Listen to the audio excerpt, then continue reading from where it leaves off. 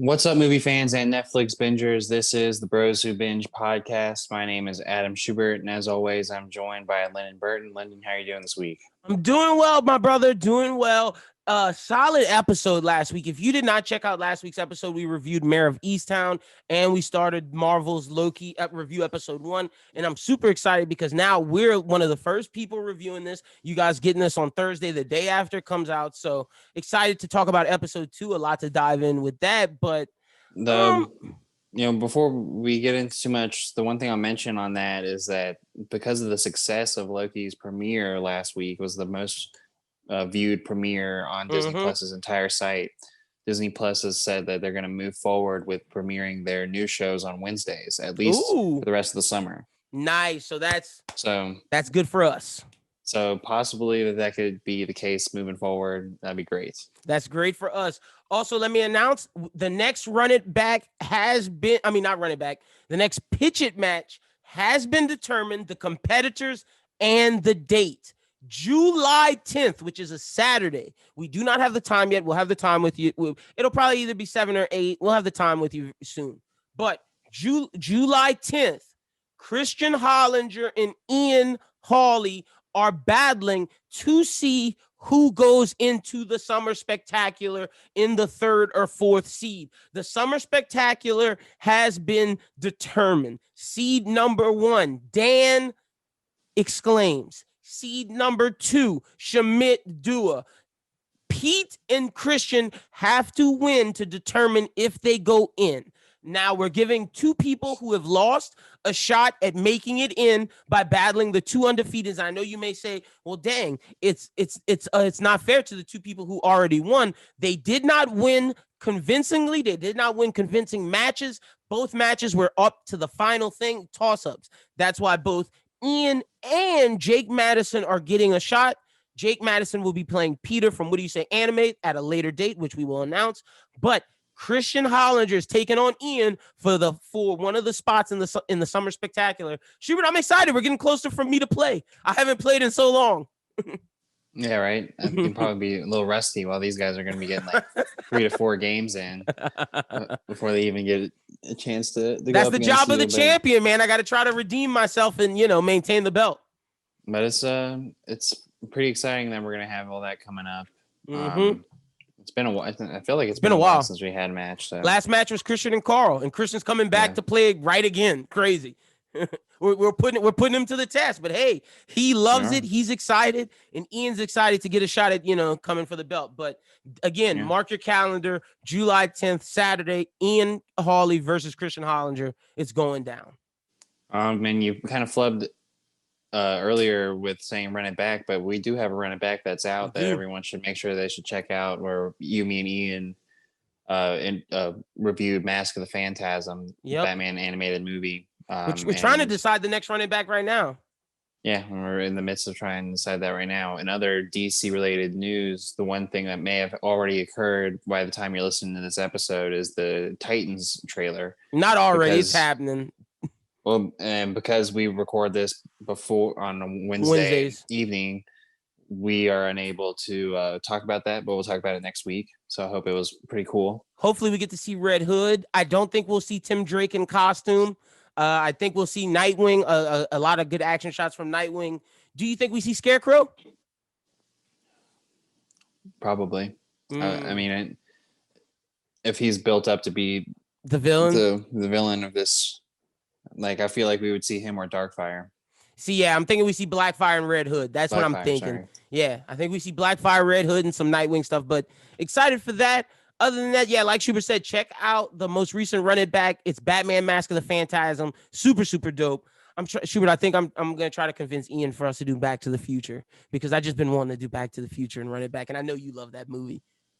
I do. I very much do. I know you do. So maybe I can convince him, because he wants to do Spielberg or who was the other director we said? Paul Thomas Anderson. Oh, Paul Thomas Anderson. Yeah. So we may end up doing Zemeckis, but we shall see. We'll let y'all know. But what have you been watching recently, my brother? And then you said Zemeckis. Yeah, I know. All right. What have I been watching? Yeah, I've been continuing on Downton Abbey. Nice. I just finished the season finale of Cruel Summer this week, the Freeform show. I tweeted about it. Don't judge a book by its cover. The people who were behind it were behind, Jessica Biel, the center. That's a great season of television. And the showrunner was an executive producer on both Grey's Anatomy and Scandal, someone who worked with Shonda. Nice. So talented group of creators. It's a talented group of creators, and the cast is really good. The cast of young actors. What's it about? Do a really good job. It's about this girl who gets kidnapped, and in the midst of getting kidnapped, she accuses another girl who, while the girl was kidnapped, seemingly stole her life. That she knew that she was kidnapped and was lying about it. So some thriller, teenage scandal shit. Yeah, so you kind of uncover the mystery as it goes along. But the interesting part about it is that it takes place in 3 different timelines. So you're following 1993 summer, 1994 summer, and 1995 summer. Now that puts it over the edge for me wanting to check it out. That sounds pretty fucking interesting if they pull it off. So it flips around a lot. And the way that they do it that makes you understand where you are is the camera color tones. 1993 is very bright. 1994 is a little bit dimmer, but 1995 is almost like you put a blue lens over it. It almost seems like the whole thing is blue.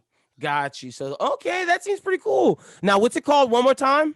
Cruel Summer. Cool Summer. I'm gonna have to check that out. Cruel Summer. Okay, I have to check that out. Yeah. See, I've been watching Insecure. I think I said that last week. My girlfriend, I put her on Insecure. We've been watching that. Really enjoying that. Other than that, what have I been watching? My Hero. Basketball. I've been watching a shit ton of basketball, man. Holy shit. But My Hero's been great. I don't know if you watched the most recent episode. Yeah. We talked about it on after the podcast on Sunday, where we're one episode away. Yeah, we got the filler episode this week, which I probably won't even watch. No, you have to watch it. All right. And then after that, My Villain Academia. Also, the trailer dropped. We didn't put this in the notes, but the trailer dropped for the new movie, and it looks pretty fucking good. I thought the last movie was very subpar. But where does it fall on the timeline? That's the question. It falls in between. Okay, so the next arc the next arc's My Villain Academia, and then the one after that is back with the heroes doing an internship, and then there's a big war. It's between the internship and the war. Well, it's gonna come. So that is ahead of all the other stuff that we haven't seen yet. That's why the movie comes out after the season. All right. Yeah. So, just this last movie took place. Actually, right now, but the movie's not canon, so it doesn't fucking matter. The movies aren't fucking canon. So, but the trailer looks cool, and we're gonna get some more My Hero content. But other than that, I think that's all I've been really watching, man. Like you said, I've been watching so much basketball, but I have been watching movies. I will say that. I watched this movie called The Long Goodbye, which is basically about this private eye Philip Moreau, and it's like a 1970s movie. It's pretty fucking good. It's on Paramount Plus. I didn't get a chance to watch Infinite, but I will watch that before the next episode. Someone I played golf with this weekend liked it, but okay, they're not really someone that I go to about movie takes. I heard it's I heard it's real shaky. Yeah, we'll see. Yeah, I'm gonna try and watch it. But that's all I got you. Because once we get to Movie on the Rise, we'll talk about why I'm going to be trying to watch Paramount Plus this weekend. So yeah, I'm gonna I have it on my Amazon as a part of an add-on for Amazon. Add-on, yeah. How you have AMC Plus too. So I got IMDb TV. I got IMDb TV, AMC Plus, and Paramount Plus on my Amazon. So it's dope. I'll check out Infinite this weekend. But Shuby, whenever you're ready, brother, we got a lot of news, and I'm excited to talk about the new episode of Loki. Yeah, man, I just found out this week that I am not a hero, so I'm ready to get into it. If you're ready. What you mean you're not a hero? Wait, what? We'll talk about it. Okay. So let's get started. Michael Waldron, the head writer behind MCU's Loki series, he's been a rising star. He began his career as an assistant writer on Community and followed Dan Harmon to Rick and Morty. And then he was tapped to take over the head writer and executive producer role of the Loki series. Yep. he's done a good job so far, in my opinion, and Kevin Feige would agree because he. Wait, real quick, he it's funny that he came from Rick and Morty when Loki has a lot of Rick and Morty elements to it. That's all I'm gonna. That's very interesting. We'll talk about that more later. Sorry to cut you off. It's just nice to know that that's part of his origins. But he's impressed us, and also Kevin Feige, who put him on to pen the upcoming Doctor Strange Multiverse of Madness film. More Rick and Morty shenanigans. And he is also now the screenwriter for Kevin Feige's untitled Star Wars film. Holy crap. Okay. Kevin Feige really likes this guy's work. He does. So I thought that was pretty neat. I've been enjoying Michael Waldron. So I think that putting him on Kevin Feige's untitled Star Wars film is some good signs. But obviously I'm hoping that all this stuff is not trilogy or connected related. I hope it's all just around separate movies. But this kind of makes me think that they might try and do, I wouldn't say time. Yeah, they might. World between worlds. Like, I mean, Star Wars has their own version of this, and maybe they'll explore it. I hope they go back in the past to you know what I want, Darth Bane. I want that. Maybe they'll do all of it. I want that era of Star Wars, man. But it's crazy because Loki very much so takes Rick and Morty inspirations. And now that I know Doctor Strange Multiverse of Madness was written by him, holy crap, that movie's gonna be Rick and Morty on steroids. Well, and it also makes me think that some of the stuff that we're seeing in this series with Loki is going to be a big tie-in. Like, there's no way you can't tell me that Miss Minutes isn't Rick and Morty like cartoon. That's very true. But I mean, what I was going to say is, Jonathan Majors can say all he wants that Kang the Conqueror is going to be in the series, and I believe him. But like, I think there's going to be something that will eventually lead to him or mention him. Mm-hmm. So the other bit of Star Wars news is that Star Wars Visions, the anime anthology series, is going to get its first look on July 3rd. What is the thing that at Anime Expo, which I think is dope, which means Star Wars is really committing to the anime version of this. And if they're going to do it at Anime Expo, that means they themselves feel that this is good enough to premiere to a bunch of anime fans who love Star Wars. So that's very exciting. This is why when we did our ranking of Star Wars stuff that was announced, this is why I had Visions higher than things like the Patty Jenkins film, like Rangers, which got canceled, like a bunch of other stuff. Visions to me has because anime is arguably the biggest it's ever been in one of the biggest genres in the West right now because of just the streaming era. I think this is huge for Star Wars. I think so too. I'm glad that we're going to get a first look sooner rather than later. I want to see what it's going to look like. And again, I'm going to mention this the whole show. Again, Star Wars Visions, when was that announced? Like this year? Last year? They just started working on it? And we're already getting the first look, but Cowboy Bebop's finished and we can't get a fucking trailer? I digress. Oh, there'll be more of that. Exactly. There'll be a lot more of that. So here's what I was mentioning earlier. In a recent interview with Variety, Harley Quinn co-creator and executive producer Justin Halpern revealed where his corporate bosses drew the line. Perfect example of that is in the third season of Harley, we had a moment where Batman was going down on Catwoman. And DC was like, you can't do that. You absolutely cannot do that. They're like, heroes don't do that. So we said, are you saying heroes are just selfish lovers? They were like, no, it's just we sell consumer toys for heroes. It's hard to sell a toy if Batman is going down on someone. First off, I'm not a hero, Lyndon. I'm sorry. I'm not a hero either, but nah, that's not true. Batman in the comics definitely gives fellatio, so he is a hero. I'm gonna take up for my man Bats. Catwoman wouldn't be with him if he wasn't putting out. Let's all be honest. Selena Kyle is a bad woman. And she would not accept it. His response. Are you saying heroes are just selfish lovers? But anyway, DC's clowning. This is some corporate shit because I don't think this is like the actual comics creators or people who are in charge of comics. This is some Warner Brothers corporate nonsense because if you have kids, I wouldn't let my kids watch Harley Quinn. Kids who are buying Batman action figures aren't buying the Harley Quinn Batman. Exactly. So like, exactly. What are y'all talking about? Y'all already had so much crazy shit in that show. Batman going down on Catwoman isn't as bad as a coked out Jim Gordon. Well, and I guess that movie where Nightwing and Harley have sex just It doesn't mean doesn't anything. exist. Yeah. So like whatever.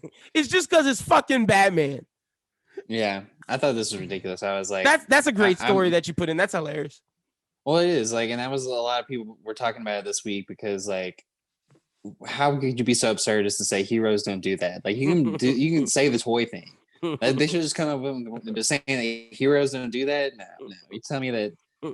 Yeah, and a lot Lois of people had some Lane. really good examples. That's a really fun Twitter to go through and look at all the Superman people. Superman definitely goes down on Lois Lane because if he didn't, he might break her in half the other way. And you telling me that Hal Jordan doesn't make a tongue construct with his lantern ring? The boys have showed us that superheroes are even more freaky than fucking normal people. You think Iris West Allen is not getting that some, fast tongue? Yeah. Getting that speed tongue, girl. He's hitting the Speed Force with his tongue. Yes, he is. Yes, he is. Oh, we could keep going. Oh man, let me think of it. Let me does Shazam put a little, or no, does Black Lightning put a little black lightning in his tongue? Make it shocking. Static too. Does Aquaman make his tongue wetter? Oh man, but yeah, that's a fun Twitter thread to go down. And Wonder Woman definitely uses the lasso of truth to separate some body parts. But anyway, moving on to DC and into Marvel, She-Hulk adds Jamila Jamil to a major role. She's going to play Titania, a Marvel supervillain with incredible strength and a frequent rival of She-Hulk. Basically, she's like I think she can grow in size. I think. Yeah, so she's like Giganta in DC. I think that's who we're talking about. Yeah, okay, cool. So yeah, that dope for She-Hulk. Also, they reported that Scar's his name. Hulk's son will be in She-Hulk, which makes no sense to me, but okay. Okay, sure. We shall see. Because Bruce Banner's in there, so yeah, Bruce Banner's in there. Yes, he is. So we shall see. Whatever. All right. Next up, on the Geek Week. Yeah, next up, we got some Geek Week stuff. Zack Snyder announced the cast for his Norse God series. It's Twilight. It's called Twilight of the Gods, and I'm trying to see some of the names in here. Yeah, I just wanted Raul Cooley, Justin Theroux. It's one of those things where you name the names and then you're like, who are those people again? But it's Lauren Cohen. There's like a bunch of people we know. John Noble, who plays Odin, he's from Fringe. Patterson Yosef is going to play Loki. I can't remember where we last saw him from. You remember? I thought it was something superhero related. Maybe. Corey Stoll, of course, from Ant-Man. Yep, Yellow Jacket, and he's from House of Cards. Yeah, he's from House of Cards. He's in this as well. I can't pronounce that name. He's going to play. No, Jamie Chung of Real World Challenge fame. Nice. And also, don't do that to Lovecraft her. Country. She's bigger than Real World now. She's in Lovecraft. She plays the character Hell. Jamie Clayton is another actress in this. I don't remember her, but Christopher Thorman. Heavaju. He's the guy who played Thorman in Game of Thrones. Yeah, Thorman, Game of Thrones. Lauren Cohen from Walking Dead. Peter Stormare. He was in American Gods as like the Hammer God, not Thor, the other one. He's a face that people would recognize. Sylvia Hoeks is playing Sigrid, and I don't remember her from anything. Stuart Martin as Leaf. I've seen this face. That's not Justin Theroux. He looks just like Justin Theroux. He does look like Justin Theroux. Pilau Eskbeck is going to play Thor. And then Raul Cooley. Our guy. Yeah, so this is what he's doing. Nice. So shout out to Raul Cooley. Also, here's some other announcements. Good thing, Schubert, I have the dates because of Anime Talk. If not, I would have announced a bunch of Netflix animes that I don't know when are coming out. So Eden Zero has been out in Japan. I've actually been watching it stream, trapping out the bandwidth for Anime Talk, but it's going to be officially out of Netflix jail. It looks good. Schubert, wait, hold on. I'm going to tell the date and then I'll talk about Eden Zero real quick. It drops on August the 26th. It'll be worldwide. Schubert, this is one of the best new gen animes I've ever seen. I love the manga. It's absolutely incredible. I think Eden Zero is something that should be reviewed on this show as well as Anime Talk. I think it's great. If you love My Hero, if you love Fire Force, if you love just anime in general, Eden Zero is going to be the next big one. Also, Yeah. Shaman King, that's dropping. I thought Shaman King reminded me a little bit of like Soul Eater. Shaman King is early. It originally dropped in the 90s or the late 90s. This is a reboot. It's very Soul Eater-esque. It drops on August 9th. So you get Eden Zero August 26th, and Shaman King August 9th. Also, the Mobile Suit Gundam Hathaway is a new movie that will drop on July 1st. Also, Netflix will be dropping the other Mobile Suit Gundam movies: Char's Counterattack, Mobile Suit Gundam 1, Mobile Suit Gundam 2, Soldiers of Sorrow, Mobile Suit Gundam 3, Cool. Encounters in Space. All of those films will drop on June 18th, but the new one, Mobile Suit Gundam Hathaway, drops on July 1st. Also, the Godzilla anime drops at the end of the month. There's also a new Bright anime, which I actually had in our notes for Anime Talk. So I'm glad that all of this really worked out so I could describe it to you. So the Bright anime is fucking strange, bro. It's about a samurai and an orc. Yeah, okay, so pretty much they are saying in the Bright universe there were samurais, and this samurai named Ito, where is this at? Named, okay, here we go. Named Izo and this orc named Raiden they're working to protect a young elf girl in the wand she carries back to the elves in the north.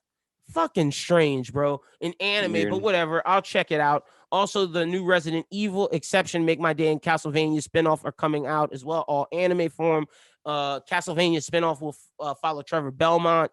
I mean, not Trevor Belmont, his son, Richter Belmont.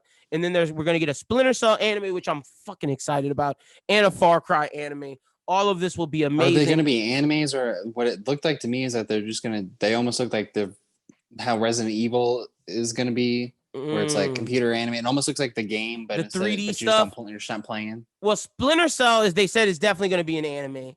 Okay. And I think Far Cry is definitely going to be anime. Okay. But we're also getting the Resident Evil live action series at Netflix. It said its main cast. Lance Reddick from The Wire is to star as Albert Wesker. Along with Riddick, the series will star Ella Balinska, Tamara Smart, Sienna Ogudong, Adeline Rudolph, and Paola Nunez. Details on which characters the others will be playing is kept under wraps. Resident Evil was originally ordered at Netflix back in August. And yeah, so we're excited to see the actual video game happen. It's going to be a 1 hour show for 8 episodes. I like Lance Reddick. Mm-hmm. Or Reddick. He's a solid actor. He's a solid actor. I'm glad he's gonna be part of that. He's a very solid actor. But out of all this anime stuff, Eden Zero is the one that y'all should be the most excited for. It's gonna be great. The Godzilla anime I heard is pretty good because it's in Netflix jail right now. You could watch it if you want to stream the Japan version. So Eden Zero 1, Godzilla anime 2, Shaman King 3, and that's not saying Shaman King is bad. It's really good. And then in terms of the new stuff, I hear Splinter Cell they're actually working really hard on, and Far Cry is more of the video game stuff you're talking about. I don't know about that. So, you know. Yeah, I'm just like Far Cry has interesting stories. I just don't know what they're trying to pull from. Yeah, like, are they gonna tell like Far Cry is a weird video game to choose to make an adaptation of because it's open world. Each game is different. And each game takes place in a different time period. Are they gonna do the 10,000 BC where you're a caveman? I doubt it. Are they going to do the one where it's basically Narcos? If I'm them, I would do the Asian one where they're going up against the Indonesian gang on the island. I think that one would be very interesting. That was a good one. So, you know, just my thoughts on that. But here's some of the trailers we got this week. We only have 3. The first one that I'll talk about is Kevin Can Fuck Himself. I thought this was an interesting trailer, like sitcom, but a horror movie inside of it where she wants to kill him. I wouldn't even say horror movie. It's more of like, it's like, you know, think about Everybody Loves Raymond, and then think about like the wife and Everybody Loves Raymond, and if she had like a real life outside of the show, and like be like, she wants to kill Kevin. Everything's got to be about this dude. He's ruined my life. It's literally like if the wife from Everybody Loves Raymond wants to kill Raymond. Yeah. So, you know, I might check it out. It looks funny. It's pretty funny. It's got the actress who played in Schitt's Creek. So I like what she's been doing. She's an Emmy winner. Yeah, I think this is a definitely different role for her, so it could be interesting. The next thing we got is Invasion. This is with Sam Neill from Jurassic Park. Are Do you know what aliens this is? invading? I watched the trailer. I was very confused. This is each episode is going to take, from what I understand, I'm pretty sure each episode is a different perspective of this one invasion. Okay. And it's supposed to be based off War of the Worlds. So this is going to be like Vantage Point, This is but it's like War of the Worlds, a series. Okay, so it's Vantage Point, but War of the Worlds. Like we're seeing War of the Worlds, but through each person's eyes. Yeah, like from the dude who's in the military fighting in the Middle East, the girl at Korean home, the Korean or Japanese space program, the woman at home, the kid in England that goes to school, Sam Neill, some sheriff that finds crop circle or whatever. I don't know. So, are you interested in this? I am. Okay. I think Apple's been doing some really great stuff. Oh yeah, this is Apple TV. We are pro Apple. I cannot find a lot of negative in the work that Apple's been doing, and I think that this is a really interesting way to revive War of the Worlds. Yep. Also, I don't know if you saw, but the morning show dropped the trailer for season 2. But I haven't seen all of season 1, so I don't want to talk about it. Okay. Well, the trailer looked pretty dang good. Also, our guy Daveed Diggs, I wanted you to watch the trailer for this. His movie, and I was shocked. This is going to be a Showtime show. It looks pretty dang good. Oh, Stars. Excuse me. My bad. It does look like it is a Star show. It looks pretty good. So they're doing a spinoff of Blind Spotting, but instead of following Daveed Diggs' character, they're following Miles in the continuation of his life in Oakland. And I think it looks very, very good. He goes to jail, and it's about his wife having to deal with his sister and his mom and raising their kid and him getting out of jail and all that stuff. I think Rafael Casal is a great actor. I literally saw the trailer for this a week ago, rewatched Blind Spotting, the movie. Oh, that's what I watch. I should have said that at the beginning, but I was saving it for this. And then like research his work. He's like an actual musician. Him and Daveed Diggs have been working for a long time. This is Daveed Diggs' passion project. I think this is going to be great. Yeah. And I think episode 1 dropped now. Yeah, it already came out. Okay, cool. So episode 1 did drop. So I think it's in the process of dropping. I don't think all the episodes are out yet. Yeah, I just remember whether it was, I think I have Stars on Hulu or something because I remember seeing it pop up on my Hulu or something. Yeah, I have Stars on Amazon. Okay, so yeah, only 1 episode is dropped. Yeah. So episode 1. So I might watch it for next week and then let the people know what I think about the first 2 episodes because the trailer looks amazing. It does look pretty interesting. It kind of reminded me of Shameless. It definitely gave that Shameless vibe, but from Oakland, California, getting to see a different part of America. And yeah, no, I agree with you 100%. Yeah. But the characters seem more endearing.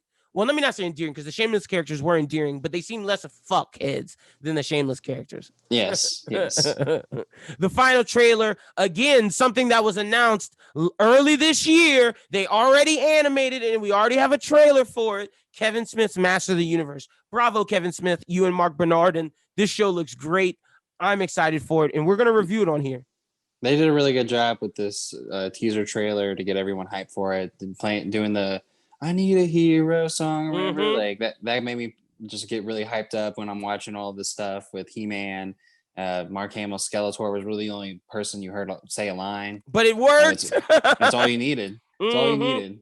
So, I mean, like you said, it's only been announced. I feel like it this year. I feel, yeah, bro, and we already got a trailer. Like that tells me the Cowboy Bebop series is either really, really bad or they think it's gonna be the best thing smoking.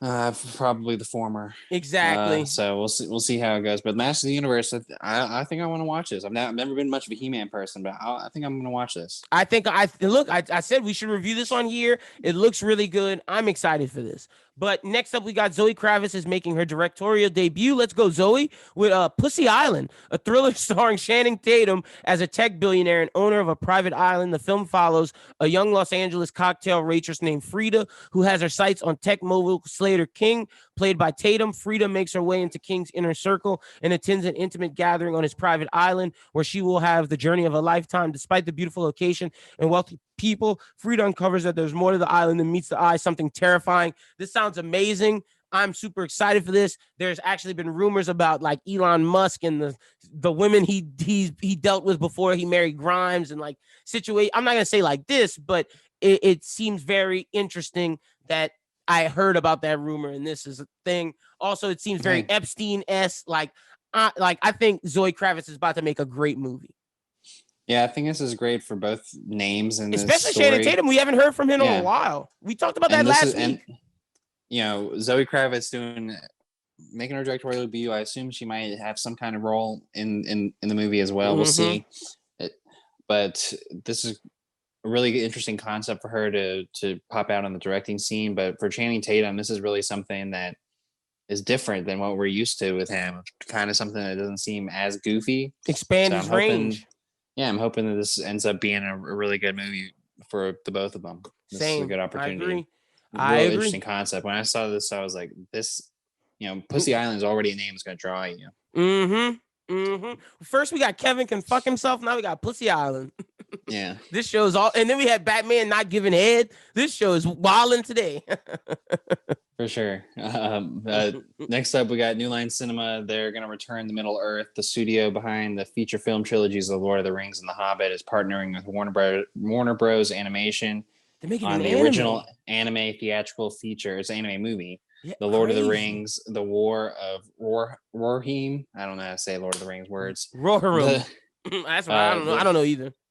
The standalone feature will depict the bloody saga behind Helm's Deep, the fortress depicted in Lord of the Rings: Two Towers, and the man in whose honor it's named, Helm Hammerhand, the legendary king of Rohan, who spent much of his reign locked in a prolonged and costly war. Veteran anime filmmaker Kenji Kamiyama, who helmed Netflix's Ultraman anime series, will direct the film. War of Rohirrim is not, however, connected to Amazon's Lord of the Rings series that is deep in production.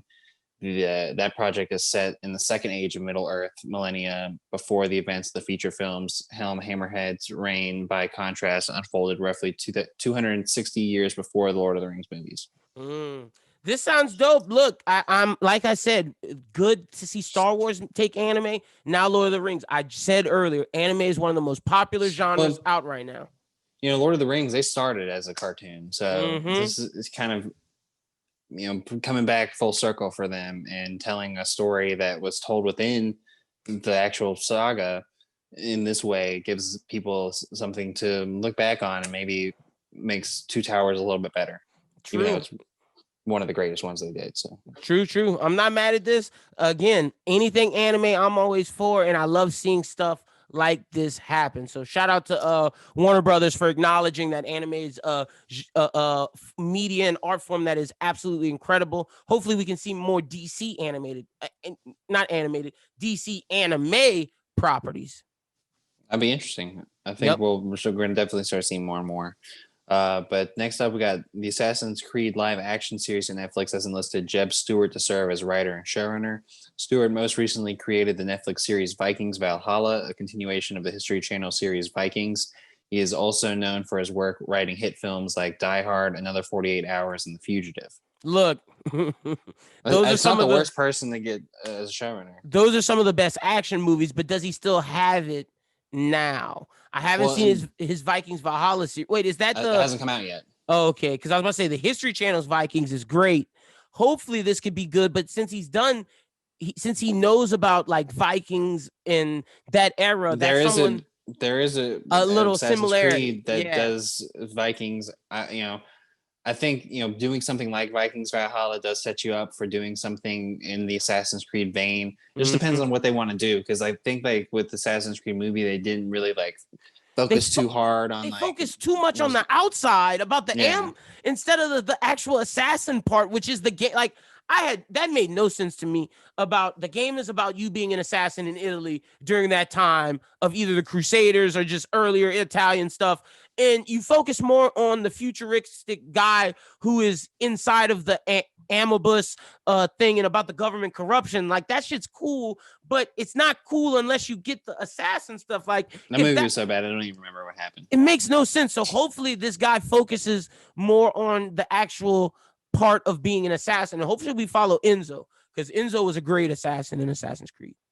Yeah, but I mean, even if they don't follow Enzo, I just hope that they really like make it more of a period series instead of like I just focusing want to on do the what the Italian future stuff. stuff. I'd rather do the Italian stuff because there you could have the pirate Assassin's Creed, the American, the Vikings. I don't want that. I'm with you. Focus on the period piece, but let's get the Italian classic Assassin's Creed and not some of the spin-off games. I think you can build up to that. I think this Assassin's Creed could be an anthology series. It could be where one season we get the pirate stuff, one season we get the Viking stuff, one season we get the Japanese stuff. Like you could do it, but you got to start and build it from the ground up with the layer, because the Assassin's Guild starts off in Italy. You have to build it from the Italy branch and then outward. So that's my only thing. But next up, we got Lucy Boynton from Bohemian Rhapsody and Will Poulter are set to star in Hugh Laurie's adaptation of Why Don't They Ask Evans? Oh, Hugh Laurie, okay. One of Agatha Christie's earliest murder mystery novels. Laurie is set to direct and act in a 3-part series for BritBox North America, which he plays the creepy Dr. James Nicholson, a clinical director of Sanatorium. Cynthia Erivo has that's a different story. Okay, my bad. But shout out to Hugh Laurie getting his directing bag. You know me, I love murder mysteries. I love Agatha Christie stuff. So I'll check this out. And he's playing a doctor again. Classic house shit. Yeah, we'll figure out how to get to it if you're not a BritBox person or you don't have the BritBox add-on on Amazon, which I would recommend people should consider, because BritBox does have a lot of really cool stuff. Heck, I've been watching the British Law and Order from time to time. That stuff's pretty good? interesting. I'm gonna check that out. It's just different, It's like it's not the same old. So I like watching British television. My friend Joe, shout out to him. Who moved out to England with his wife. He's been telling me about all this British TV to check out, and so down to see Hugh Laurie do an Agatha Christie novel. Sounds pretty cool. Exactly. I'm with you. So next up, we got Cynthia Erivo has set up a remake of Bette Midler's starring film The Rose, signing on to produce and star in the new movie for Searchlight.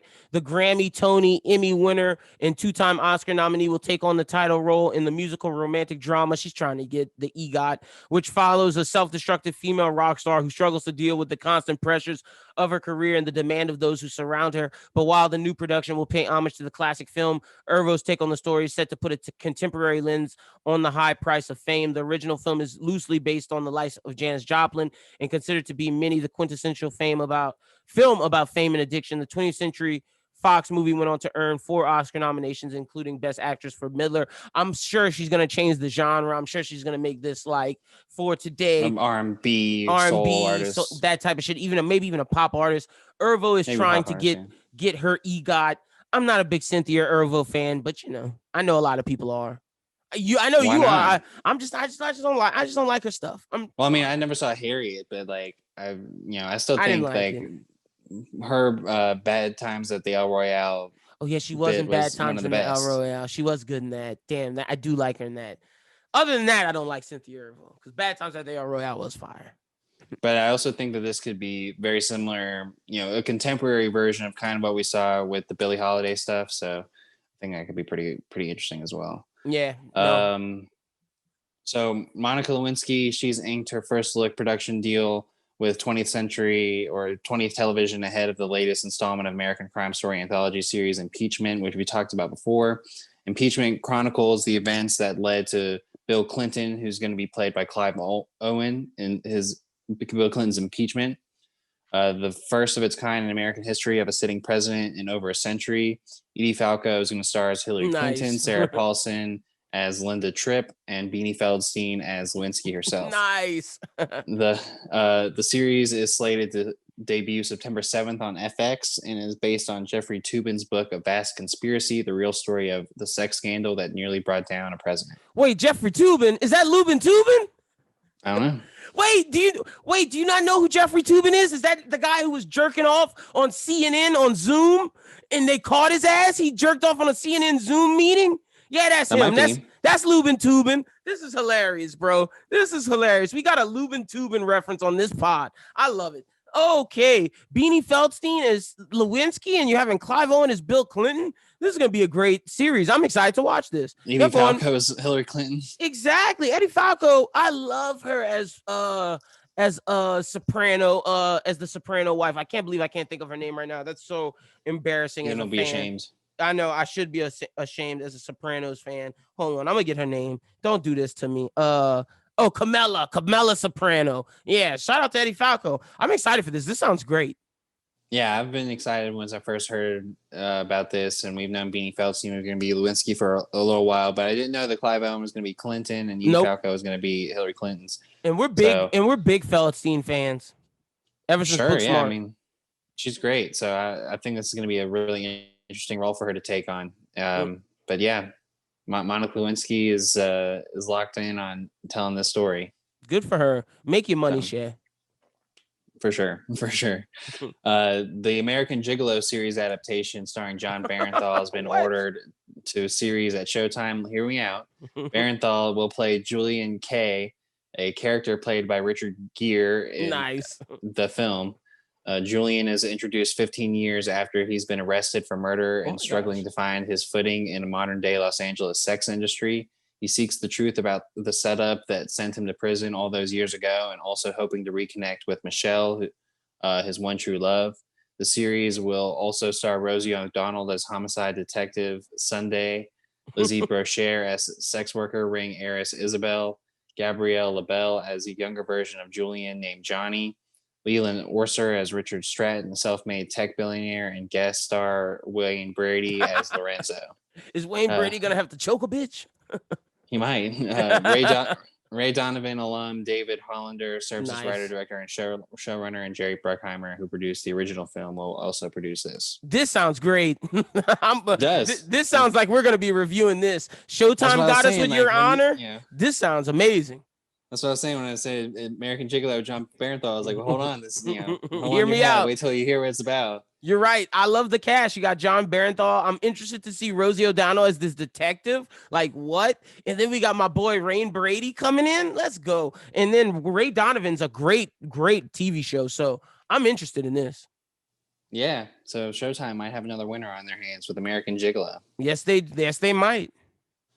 So the first Star Trek series created for kids has a full cast. Paramount Plus and Nickelodeon announced on Monday that Ella Purnell, Brett Gray, Riley Alazariqui, D. Bradley Baker, Angus Emery, and Jason Mantzoukas will. Is that why you put the story in here for our guy Jason? Because we're big Mantzoukas fans. Yeah, that, and I'll tell you once we get to the end of the story.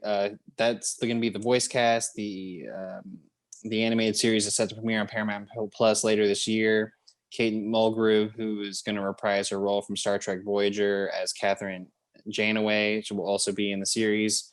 For the first time in a Trek series, the main cast is made up of all alien species, as these 6 young characters end up commandeering an abandoned Starfleet vessel and must learn how to operate it in order to survive, with Mulgrew's Janeway serving as their guide as the ship's emergency training hologram. That's why you put the story in here.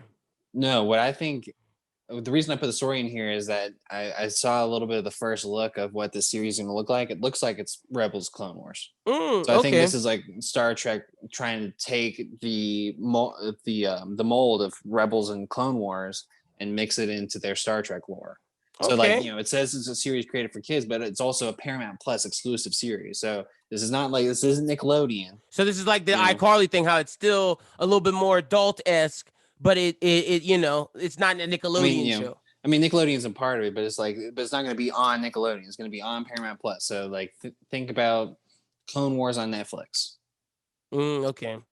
So it could. I think it could be a little bit more serious than it's letting on as a kid show. All right, fair. I'll check that out then, if that's the case, because Star Trek Clone Wars. Okay.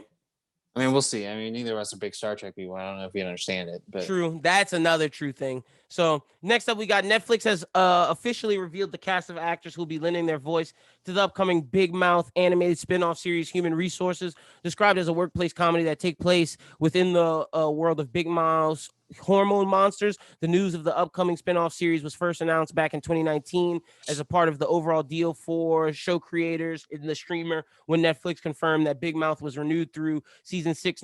Nick Kroll and Maya Rudolph will reprise their Big Mouth roles for Human Resources alongside Saturday Night Live's Aidy Bryant, Randall Park, and Kiki Palmer, who will be joining the cast as season regulars. Shame Wizard voice actor David Thewlis also returns for the series, as well as Brandon Kyle Goodman, a writer for Big Mouth season 4. Human Resources is being advertised as much more adult series, focusing around the hormone monsters, shame wizards, depression kitties, and many other species that guide humanity through various stages of life. I think it's a funny spinoff to do. I'm more interested in just continuation of Big Mouth. Yeah, because I just don't know how it's gonna be without the kids. Mm-hmm. So, but it could be an interesting show. Definitely worth a try for the spinoff. We'll see how it goes. That's true. They added good people to the cast. Aidy Bryant, Randall Park, Kiki Palmer. Not bad addition to the group. That's a fact. So we'll definitely be giving that a look-see.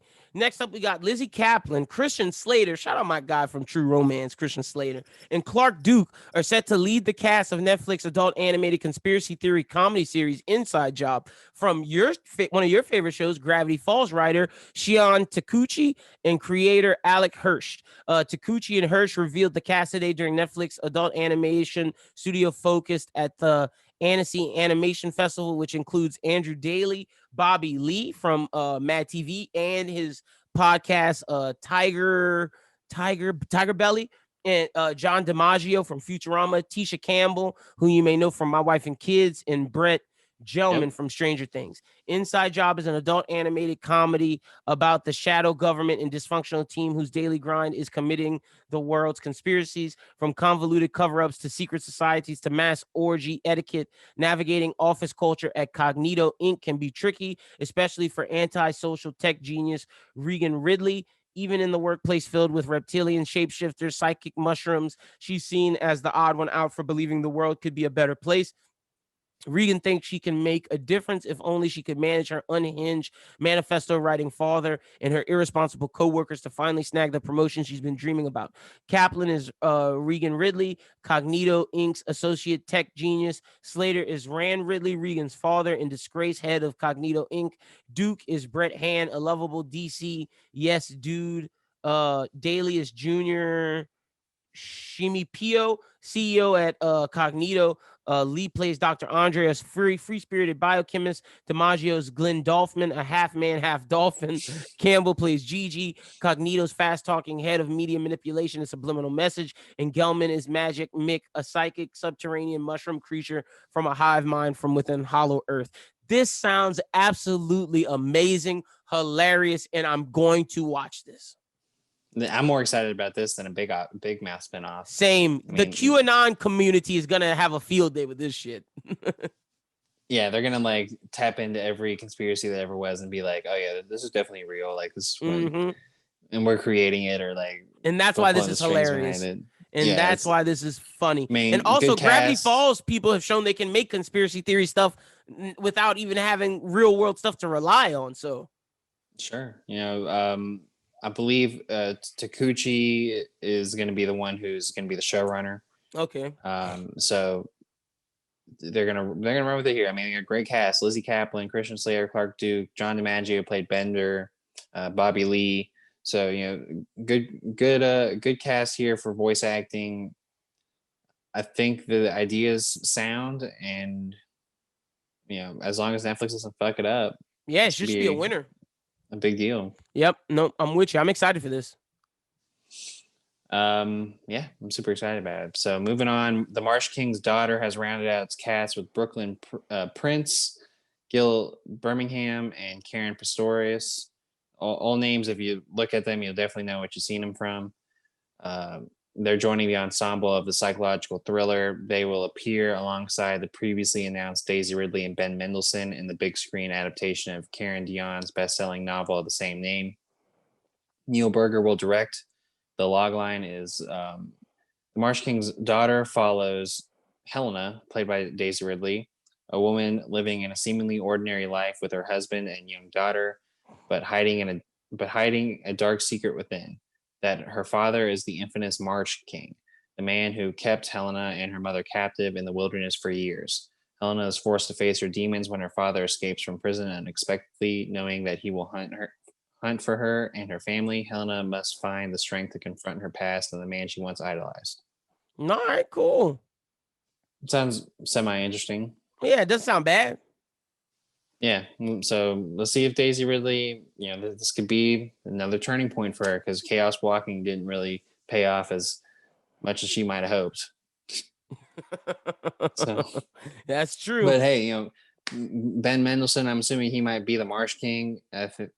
He's a menacing guy. I think he's going to do a great job. The three names that I added in, Brooklyn Prince, Gil Birmingham, and Karen Pistorius. Brooklyn Prince, she is on the Apple TV series Home After Dark, the one where she's like trying to solve a murder mystery. So is this like this is not fantasy, right? This is real. Well, it's like real life, but I mean, I don't think it's a real story. Okay, so yeah, this is gonna be like basically like a prisoners type thing. Like the Marsh King like kept them captive like underground, like on some creepy man shit, huh? Something like that, yeah. I hope this isn't like another Chaos Walking teen book situation. Okay, cool. No. I mean, this should be like pretty grounded in reality. Some grimy shit. Like Daisy Ridley needs something serious like this to show that she's like legit, I believe. But naming the other guys, Gil Birmingham, like a lot of people will probably remember him from Twilight, but he was also had some roles in Hell or High Water and Wind River. Okay, cool. And that's the one I most recently saw him in. And Karen Pistorius, she was the lead in Mortal Engines. Okay, cool. All right, well, yeah, I'll definitely give this a shot. So moving into my reality bag, Too Hot to Handle season 2 will premiere June 23rd. Netflix will drop season 2 in 2 batches of episodes. The first 4 will go live on June 23rd, while the remaining 6 will be lined up for June 30th. Let's go. I love me some reality TV. I've been watching The Bachelor. I got my thoughts on that, but I'll save that for when we do Movie on the Rise. What I will say about Too Hot to Handle is I do like that Netflix is now kind of mingling their with the reality circle shows. I need to finish The Circle. I haven't finished it yet. You need to finish it. But so maybe someone from The Circle might pop onto Too Hot to Handle now. Anything's possible when it comes to Netflix reality show world. They're almost like their own Bachelor Nation in that sense. Pretty much. And then the other series coming out on HBO Max, Nikki Glazer is heading F-Boy Island. She's going to host the 10-episode dating series on HBO Max. See, HBO's jumping in the reality world. That's going to be gas. Like, with Nikki Glazer, they know what they're doing. That's going to be fucking fire. And I don't even know the premise yet. Just wait and see who's in charge of it. Created by Elin Gale, who was a part of the Bachelor franchise, created Bachelor in Paradise. Oh, crap. And Sam Dean, who was the showrunner for Love is Blind, which was really... This is about to be a hit. This is about to be a smash.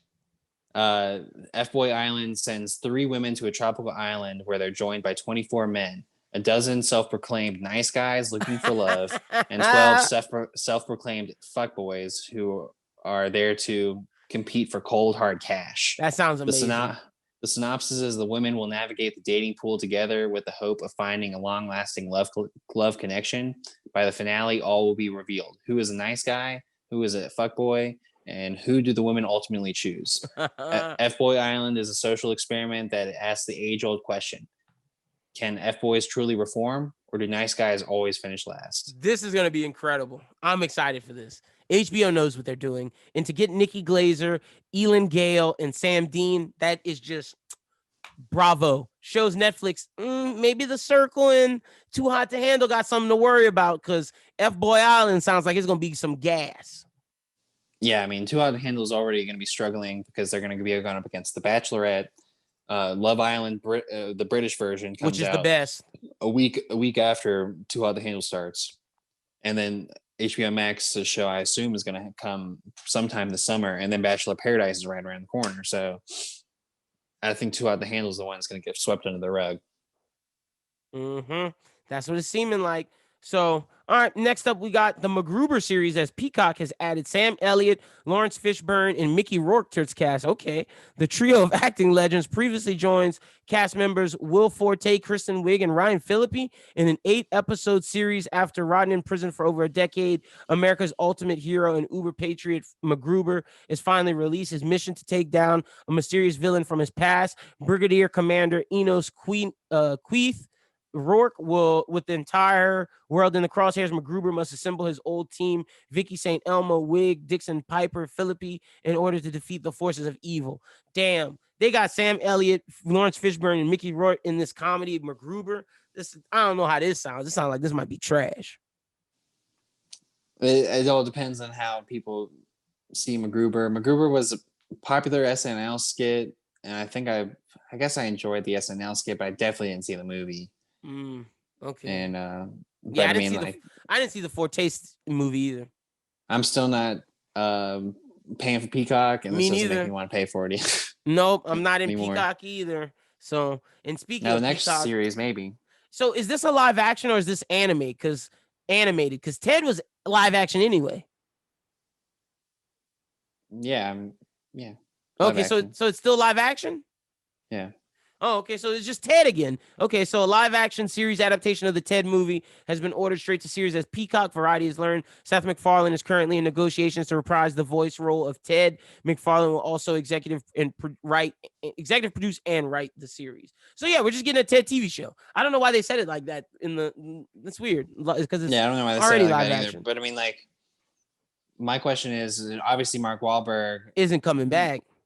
I mean, I wouldn't say obviously. Maybe he's not. Maybe he'll reoccur. I don't know but is like this going to be Ted? Well, Ted always was with Mark Wahlberg, so maybe it's a different Ted.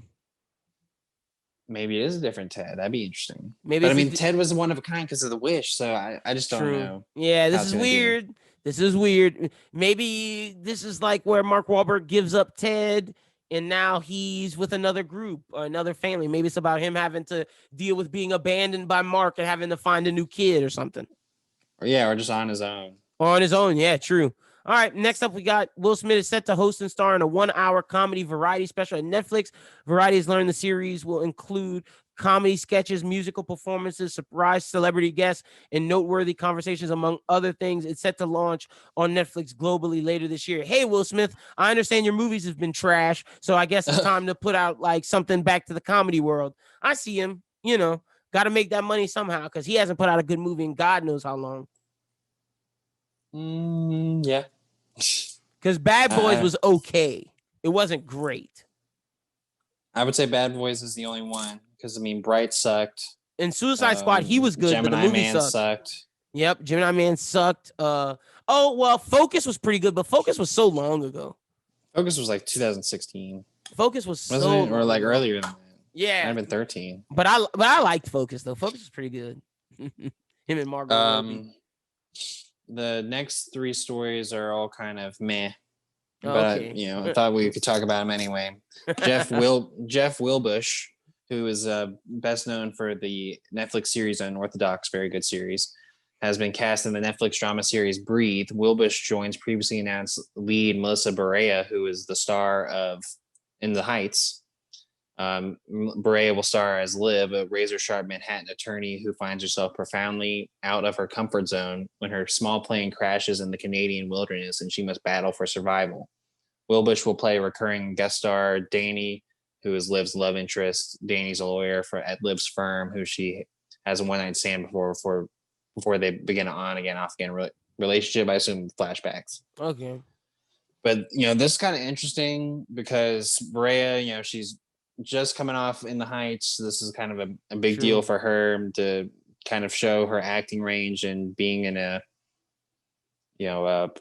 survivalist movie. Show. All right, good for her. We'll see what they got. I need to see a trailer for this though. Yeah, for sure. Yeah. The next up, we got Gerard Butler and Miranda Baccarin are going to reprise their roles in a Greenland sequel. Trash. Did you ever see Greenland one? No, what, bro? I haven't watched a Gerard Butler movie in since Den of Thieves, like, because that was Yeah. 50 Cent. That was fire. Anything Gerard Butler is in by himself, where he's saving the world, either saving the president, saving the environment, saving space, all that shit is trash. Yeah, I didn't see Greenland. It came out during COVID, and it was a apocalyptic near extinction level event. So it was just like one of those things where that just did not fit the vibe. Sorry. In a continuation of the story of the Garrity family who survive a near extinction level event. Spoilers if you haven't seen it, who cares? When an interstellar comet hits the Earth, they must leave the safety of the Greenland bunker and embark on a perilous journey across a decimated frozen wasteland of Europe to find a new home. Nice, Gerard Butler. Keep making trash movies. Next up, Jennifer Lopez. She's going to star in a sci-fi thriller called Atlas for Netflix. Brad Payton, who orchestrated on-screen carnage and Rampage and San Andreas. Great start. He's going to direct the film. Atlas unfolds in a bleak-sounding future where an AI soldier has determined the only way to end war is to end humanity.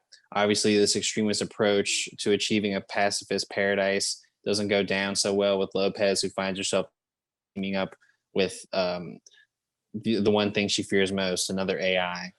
Oh my God. Jennifer, you did such a good job in Hustlers, and now you're back doing trash movies. This sounds horrible. Like, Netflix is just wasting money with this. J-Lo, you got Ben back.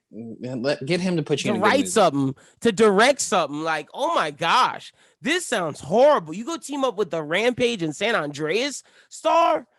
Ugh, nasty. Netflix. You see why Amazon, Hulu, and HBO Max has passed you up as best streamer? Because y'all put out shit like this. This is horrible. Yeah, it's pretty bad, man. Pretty bad. Oh, geez. And speaking of bad, let's talk about this Netflix Avatar: The Last Airbender series. It's gonna be 1 hour shows, 10 episodes. This is what this is the log line. A reimagined live action series based on the award-winning beloved Nickelodeon animated series Avatar: The Last Airbender, which follows the adventures of the main protagonist Aang and his friends who must save the world by defeating Fire Lord Ozai in the destructive war with the Fire Nation. Aang will be 12, Katara will be 14, Sokka will be 16, Zuko will be 17. Interesting. All right. Just because that's better, because we heard that story earlier on that Sokka was supposed to be Aang's age. You better turn Zuko. Zuko can't hit on Katara then at all. He can. He's 17. Bro, when I was a senior and junior in high school, I was hitting on freshmen in high school. Like, I know, but it's not gonna weird me out. It's just different age, man. It's a different age. Zuko stick to me. No, I mean they're still under 18. This is all high school. Like if Katara was 12, then like that'd be weird. Are you in high school at 14? Yeah. Okay. But still, keep that to a minimum. Keep that to a minimum. And I don't even want to see Katara hitting on fucking on old boy with the straw in his mouth, Jet. Like, all those relationship Katara has in the TV show, you gotta cut them out. She's 16 in the TV show. She's 14 now. Cut them out. Oh, dude, yeah, that's not fair. Cut them out. No, you can have them. They just can't be so serious. They can't be like it was in the TV show. Them dudes was trying to smang. Yeah. They can't be like that. No. That's all I'm saying. And they had her hooking up with everybody. She can't be doing that in this. Jet, what's mustache the guy? name? Dude grew a whole mustache when we saw him again. Nigga was an adult. Oh, God, I can't remember what that dude was. The Earthbender. You know who he was. Yeah. His father got arrested. We just reviewed this. I know, but I shit. can't remember his name. I don't know his name. I just know he got a fat mustache. Because like Sokka was saying, like, he's got a mustache now. Him, Jet. There was another guy Katara was hitting on. You can't have that in this one. But you know, better than like you said, better than having Sokka 12 and Katara 16 and Aang 11.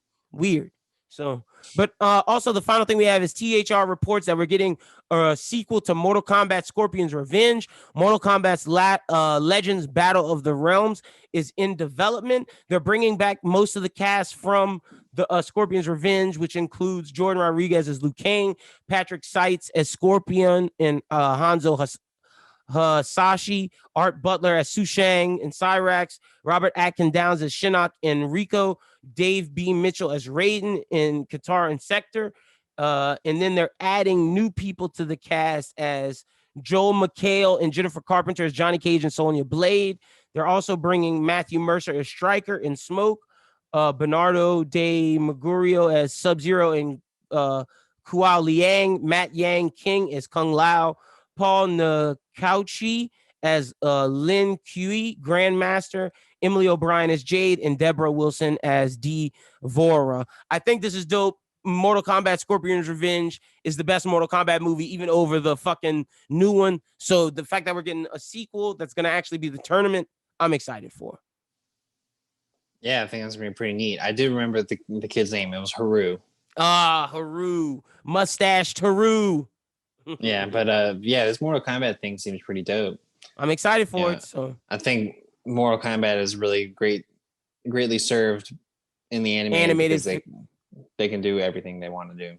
Yep, I agree. And with that being said, that's the end of the news for this week. Time to get into the segment of the show where we suggest one movie or TV show for you to watch that's new this week or before the next episode drops, or it's something we've been watching that's been out for a little bit that we think you should check out. This segment is called Movie on the Rise. Schubert, what you got for the people? All right. So iCarly will start on Paramount Plus this weekend. Today.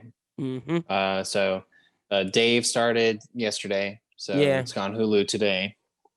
So you should check out both of those. We're gonna be reviewing it next week because I just didn't get a chance to watch it. I did see some more interviews with the iCarly group, and they were like, "This is 100% an adult show." Nice. So be aware of that. It made me a little bit more excited and wanting to tune in. I did watch the first episode of Dave. It was, kept with the theme. So I'm more interested in seeing some of the more episodes going forward. It was one of those Dave episodes that makes you just cringe. So we're going to be reviewing all three next week. Since now that I know it comes out on Wednesdays and we review this later than when it comes out, I'll watch it live. I just didn't know. Yeah. And then it comes out at 9. So yeah, we'll check it out. Luca on Disney Plus, if you want to pay $30. Yikes. Just go to the movie theaters. Yeah, I might as well go to the movie theaters. I did actually watch Raya and the Last Dragon. Loved it. It was great. Nice. Okay, cool. Loved it. It's one I told my girlfriend afterwards. I was like, okay, well, when I have a kid and they want to watch these Disney movies, I hope they glom onto this one and not Frozen. I'd rather watch this one. Yeah. The College Bowl, Peyton Manning's quiz show, is going to premiere June 22nd, next Tuesday. So before we on NBC. Before we do the next pod. Okay, cool. And then the Nick Cage movie about him fighting the animatronic machines, Willy's Wonderland, has come out. I reviewed it on Letterboxd. I reviewed it 2.5 stars. I gave it a 0.5 star because it's a 2-star movie, but it's one of the better 2-star movies I've ever damn seen. It's pretty hilarious. It's 90 minutes of tons of fun. Okay. I loved every minute of watching Willy's Wonderland. So I'll have to check it out. Okay, Willy's Wonderland. I'm really excited for Dave and iCarly now. So that's dope. All right. So for me, by the time you guys hear this, there's a new anime out called Record of Ragnarok. I showed Schubert the trailer before we started this. Basically, the world is ending. The gods are fed up with humanity, but one god is like, humans deserve a chance to fight back. So they invoke the tournament of Ragnarok to where the gods will fight against all different gods will fight against humanity's greatest fighters and greatest combatants or worst criminals to fight for humanity's survival. I believe this season we're going to see 4 god battles, but I believe in total there's like 10 or 12. So we're going to get 4 of the first battles, which is going to be dope. One of them is definitely, which we see in the trailers, Thor. Thor looks badass. So this is amazing. I'm literally watching this as soon as we finish potting.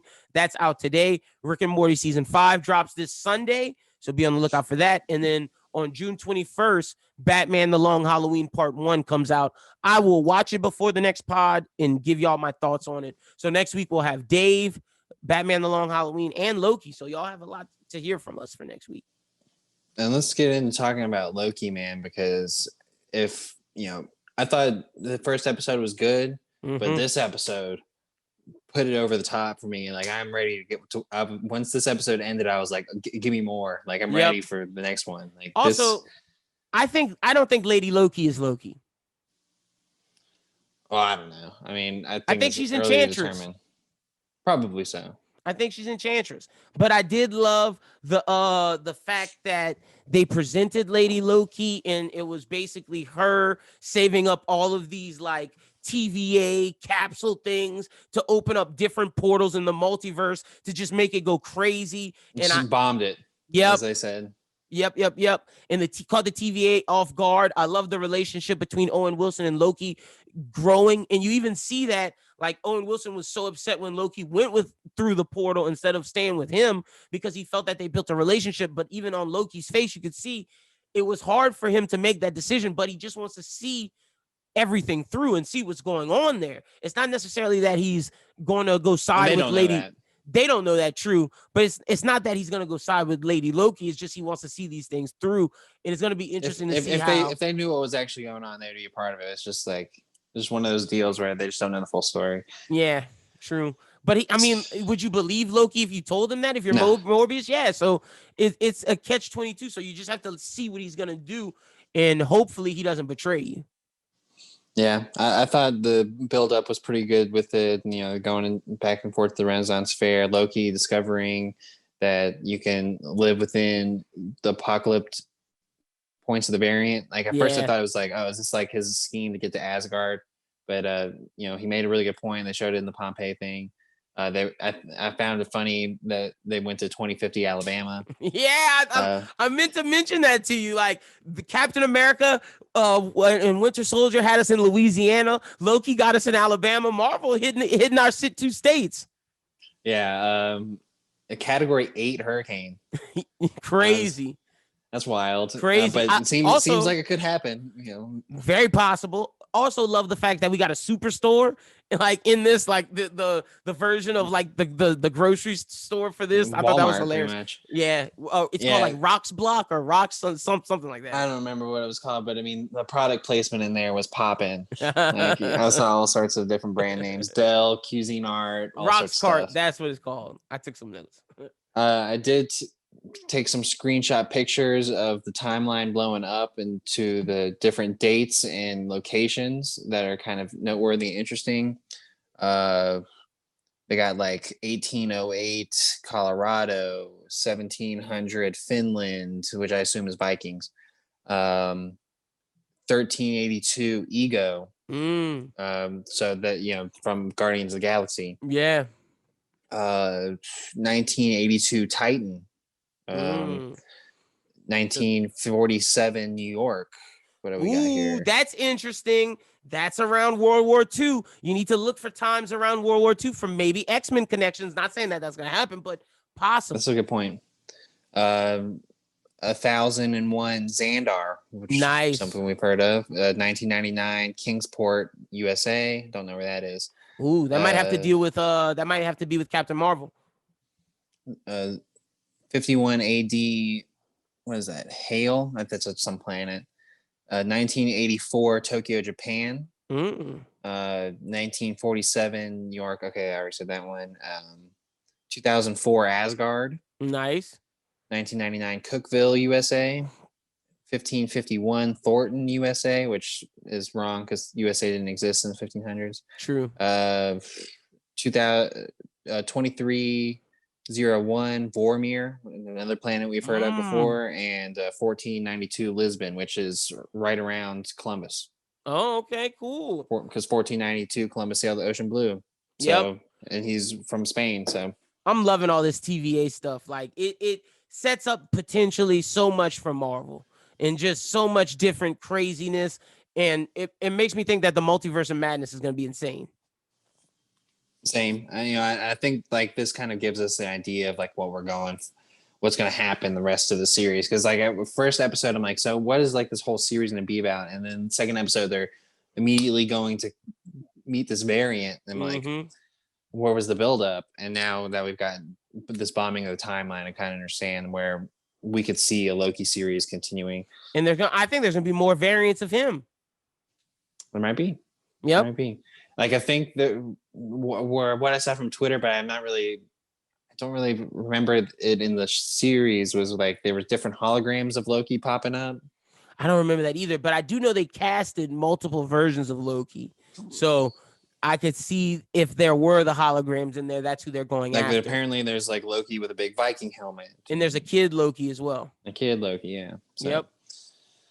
But yeah, I thought this episode was really Really great. on. Really, yeah, no, really I dug built it. me up for this. Again, I Yeah. think Loki's starting really strong. The first 2 episodes of WandaVision was weak. The first, let me not say weak, was bad, was really bad. Falcon Winter Soldier, the first 2 episodes were build up. They were good-ish. I liked them. They were okay. This has been great. I think WandaVision was their startup. Falcon Winter Soldier built it up even more so, and then Loki's hitting all strides. It's very interesting that they were going to release Falcon Winter Soldier before WandaVision. I think they've made a good choice in seeing that WandaVision might not be as good as we thought, so let's go Falcon Winter Soldier and then Loki and build up this MCU TV. So now it's like this stuff is really good. Yeah, I mean, this show's been firing on all cylinders, and Tom Hiddleston's been great too. Yeah, I mean, he's done a really good job. Kind of like when we heard that there was going to be a Loki series, it was like, well, what are we going to do here? Like, how is Loki going to be able to carry on his own series? But I think they've done a really good job with it. We got 4 episodes left. All of these actors who haven't gotten their shine in the movies are showing, hey, we're great. Elizabeth Olsen, Anthony Mackie, Sebastian Stan, and Paul Bettany, and now Tom Hiddleston. It was always like, yeah, you were the better part of Thor, but can you do it by yourself? And it's like, yeah, bro, I was carrying Chris Hemsworth. He was. Like, Chris Hemsworth didn't get good till Ragnarok. Like, Ragnarok is when it flipped, and he started carrying Loki. And now it's like, no, hold up. I'm still this guy. And I really love Owen Wilson, like, as Agent Mobius. He's great. Yeah, he's doing a really good job. I do not like the Lovecraft lady, though. God, she upsets me. But I do... I did find what was interesting was when Mobius was talking to his boss, that other lady, and like I still feel like the timekeepers thing is something that we're gonna get into a little bit more later on. And I thought they had a really interesting conversation when like Loki was like talking to Mobius about, oh, so the timekeepers created you and everything. He's like, well, how did you get created? And they're like, talking about how Loki gets created. Is like, well, do we ever really know? Do we ever really know? True. Yeah, that is a good point. I'm feeling like the timekeepers are going to be this Wizard of Oz fake man behind the curtain type situation. Maybe. I mean, it reminds me a lot of the Green Lantern Corps. True. Like, every time I see it, I think it's the Green Lantern group. It does have similarities to that. But I'm loving Loki, man. This is great. I'm excited to see episode 3 and keep this going. My other thing that I was thinking of with the timekeepers was like maybe like Kang the Conqueror is like parading as one. Could be faking as one. Could be a former timekeeper. They could do a lot with that. Or he's the people behind the variant Lokis. Maybe. And I think like the idea of a timekeeper is that a timekeeper doesn't necessarily have to be an old person either. So like, isn't King of Conqueror like someone that hasn't even been born yet in our current timeline? So like, who says the timekeepers aren't like future people who like come back and forth controlling the timeline? I mean, that's a good point. That's a good point. I think it's really possible that because every time I see him, I'm like, that kind of looks like what I imagined King the Conqueror was going to look like. I'm definitely next episode, I'm gonna come with some theories. I'm keeping it light. I'm gonna do some more research because my knowledge on Loki isn't high. My knowledge on Captain America, Winter Soldier, that type of stuff is higher. So I need to read some Loki stuff to really dive into it. I'm gonna have some theories for us after next episode though. Don't worry. Yeah. Well, But I do like your King of the Conqueror theory. You were spot on last time with what's her name is the power broker. So hopefully you're right about this one. So the good thing for all the ladies out there who are big Tom Hiddleston fans is Loki isn't a hero. So there you go. He's killing it. But now that you didn't catch that. Wait, there we go. Flew over my head. I was thinking about The Bachelorette. And for the lady fans out there, we finished, basically the show's over, but I want to talk to Schubert about The Bachelorette. Boy, do I hate Carl. Dude was straight up in the last episode, Carl, was straight up just like lying, drama for no reason, saying, hey, I know there's a bunch of men out here just trying to do them. And then he thought he was smarter than everybody. Like, I'm not going to say your name. I feel like you should come forward, just fishing for someone to come forward. And all the dudes were like, dude, you're an idiot. You just caused all this drama for no reason. And he's going to stay. You know he's going to fucking stay. I hate that. Because now the producer's like, oh, we got our villain now. Mm-hmm. And I'm like, fuck, dude. Like, that guy dude sucks. is the worst. And like in the beginning of that episode too, when he like did that speech forever, it was like, it was stupid. horrible. I love that black guy Thomas was like, can we get him off the stage? Boo. Yeah. I love all the black guys hating Carl. Because, dude, you always know a black guy like that that's doing the most. That's just fucking being the worst. Like, and he's an old man too. Just like impress people. And I don't want to sound like I'm being racy, but just impress white people. And he's doing too much. And he's a motivational speaker, so he seems fake as fuck. I hate everything about him. Yeah, he's the one who's there for the wrong reasons, being fake as fuck. He's there trying to get his platform up and trying to get his motivational speaker stuff out there because he's scamming people, trying to say he can make their life better. I'm never going to listen to a guy like Carl tell me about my fucking life. Fuck that dude. Yeah, dude. How'd you feel about that dude Cody getting sent out on a he said, she said? I thought that was hilarious. I was like, damn, you got kicked out because this dude said something and you're not going to even defend yourself. But I think he got taken off guard because he even said, like, bro, if you didn't even open your mouth, she would have never known anything. So that means he was being scandalous. And I think he just didn't want to lie to her. He was, but like at the same token, I still always get mad on this show when like the dude just like straight up, just like, oh yeah, blah blah blah blah blah. This dude. I hate that too, but in this situation, it's different than others because he knew that guy before. They had beef fighting, and she asked him. He didn't come out and say, "Hey, I want to tell you about Cody." Yeah, she was like, "Why was there so much tension?" So I do agree with you. I hate when guys do that. That's what Carl did. Carl was trying to start shit. Well, it's just like I'm wondering if it would have been flipped and Cody would have been the one who was asked the question, so that it was like she would have been so pressing on him and like to the point where he probably because she didn't like Cody either. Probably true. She probably liked Aaron more and was like, I'm gonna talk to him first. I mean, he did bring out a blow up doll first night. That was he did. And Aaron won the wrestling match, so she had to talk to him first. But do you have a 4 that you like? The hometown 4. Andrew S., black guy who got the rose, who they connected about the football player being poor. The guy who connected about having a dead dad. Both of them, I said that dude's the front runner. They were crying together.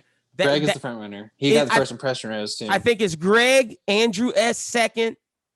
And then that Thomas guy rubs me the wrong way. I know he got an early rose. I hate that guy. And then I watched the previews and said that he is crazy. So I don't fuck with him.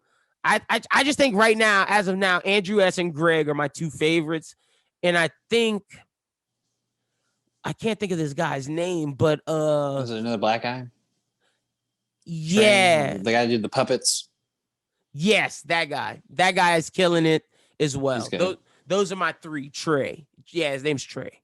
There we go. Yeah, I like the 2 you said, Andrew S. and Greg. I like Connor B., who is no. Is that the virgin? That's Mike. I think Mike will be gone very soon. You think so? I thought he was endearing to her, but she seems like she likes sex.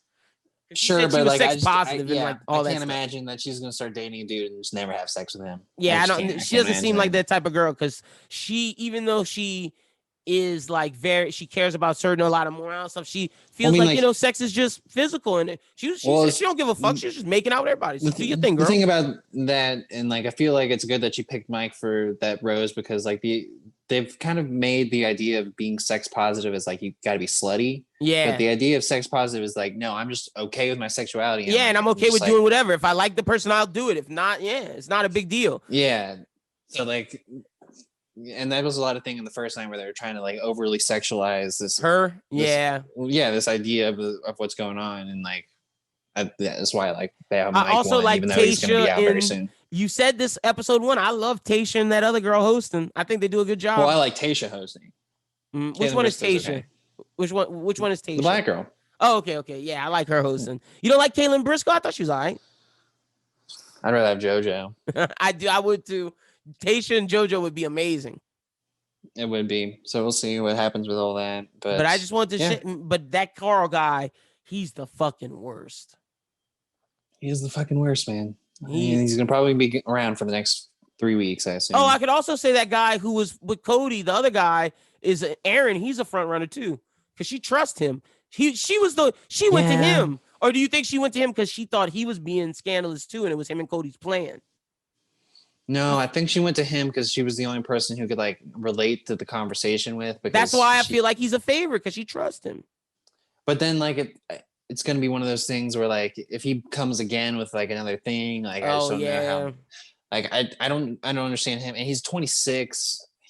He's young. There's a lot of 26-year-olds though. Yeah, I mean, he from I don't know. I think the old men don't have a shot. Like there's a 34-year-old. I don't think the 34 and 36-year-old have a shot. The guy who didn't get a date, that old dude who's like, "Hey, would you like my kid?" I think the 36-year-old has a shot. You do? See, I feel like when he asked, "Would you mind being like? How do you feel about being a mother?" And when she was like, I felt like she said this to make him feel good, but I don't think she wants to raise his kids. I don't believe she does. But I think he's gonna be around for a while. Like usually when someone doesn't get a date. And she even said as much in the episode. She said it. Yeah, she did. Is that, she feels comfortable where they are. I feel like she feels comfortable, but and like friendship comfortable. That's what I think it is. Once his story comes out, depending on because I could totally see him getting a one-on-one, maybe not this next week, but the following week. But failing. He could fail, but I mean, his story is that he is a widower. And I feel like once that story comes out, he's going to gain some sympathy amongst the Bachelor Nation. They're going to at least keep him top 7. So they'll keep him for that, but I don't think she's gonna pick him. Is what I'm saying. No. Like I feel like he is not her type.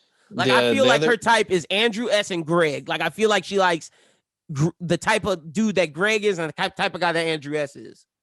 Yeah, I like those two picks. I think that when Blake from the past season comes in, I think he's gonna get a good shot too. Oh, they're bringing in a new guy. Well, yeah, he's from Tasha and Claire's season, but he's.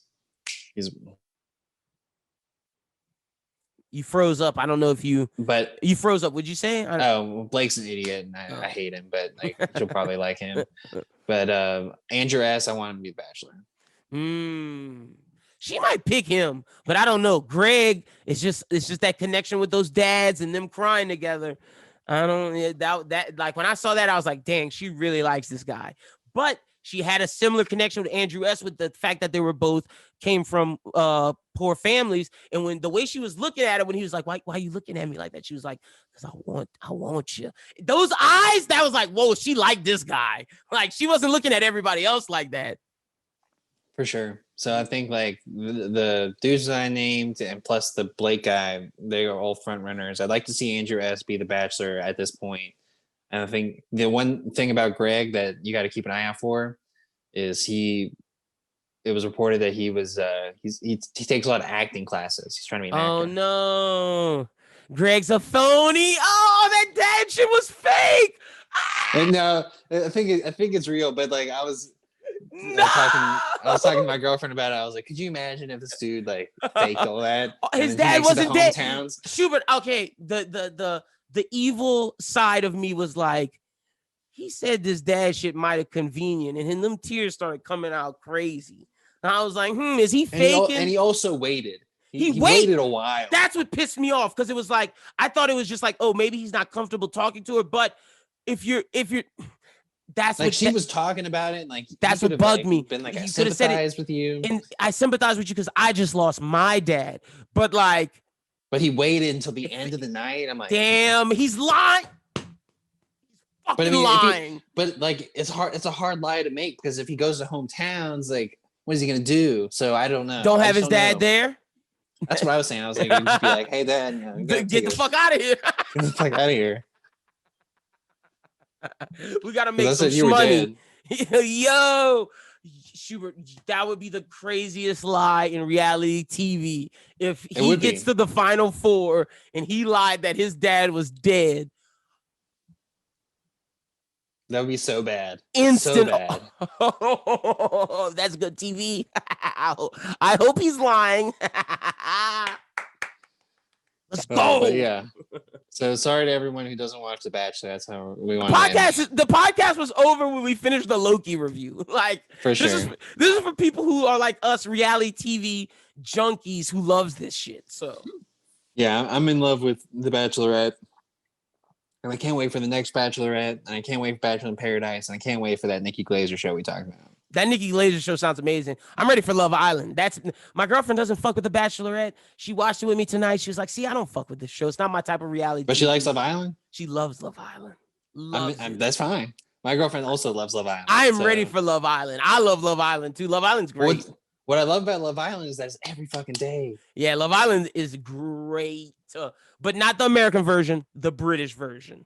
Yeah. I get behind the Brits. Let's go British version of Love Island. I'm with y'all. Even though I will say in quarantine, watching live with America's Love Island was a lot of fun. They had a good cast last season. I tried with fucking that black guy with the beard or whatever. He had a beard. Yeah. I can't think. He was buff. I can't remember all their names. I just remember Caleb and Christine was like the black couple. I just remember they had the Latino girl and the light-skinned black dude. Sally and God, I can't think of that fucking name. John. He was a douche. Johnny. Yeah, Johnny. Oh, fuck. See, I hate American Love Island. Shout out to the British Love Island with my girl Shauna, Jen, what's her? The twins, Eve Gale and Jen Gale. You know the girl Demi from the England. She has thyroid cancer right now. Oh no. Yo, prayers up to Demi Rose, from Love Island. Well, it's also gonna be really rough. I think is this like the first season without the host after she died? Oh yeah, crazy. I'm ready for this season though. So that was our trash TV take for the end of the podcast. All the people who look for us for like comic book movie talk and like nerd shit are like, what the fuck are y'all talking about right now? This is for those out there who love Discovery Plus and love reality TV. Oh man, on Discovery Plus, man, I'm watching Smothered. Oh my god, Schubert, so stop! funny. Stop! You break my heart every week with this shit. Stop! Like you hurt my soul. I don't have it yet. I can't get it on my PlayStation, and it bugs the shit out of me. I just want it as an add-on on Amazon. Can't do that either. Yeah, I mean, once you can watch it on your device, then it's over with. I'm there. Like I'm ready. But yeah, and also the last thing on the pod, Clippers won. Yeah, I saw. Fuck the Jazz. All right, but yeah, so that wraps up everything with today. We mentioned early on that you can watch the Run It Back where we talk about Mask of the Phantasm on YouTube, a video exclusive. Hey, audio listeners, I know y'all love this podcast. Y'all listen to it audio a lot. There's a lot of y'all. Please let us know in the comments. Do y'all want Run It Back as an audio podcast as well as video? If y'all do, we will create a new podcast feed separate from the Bros Who Think Network feed with all the different shows on it. We'll make a Run It Back feed, and I will upload all of the old episodes. But we need to know it's video exclusive right now. And I know this podcast has a lot of audio listeners, but not a lot of video listeners. So would you want Run It Back in the audio form? Please comment on the SoundCloud. Or if you listen on Apple or Spotify, please hit us up on Twitter at HSchubert14 or at LynBWT. We need to know this.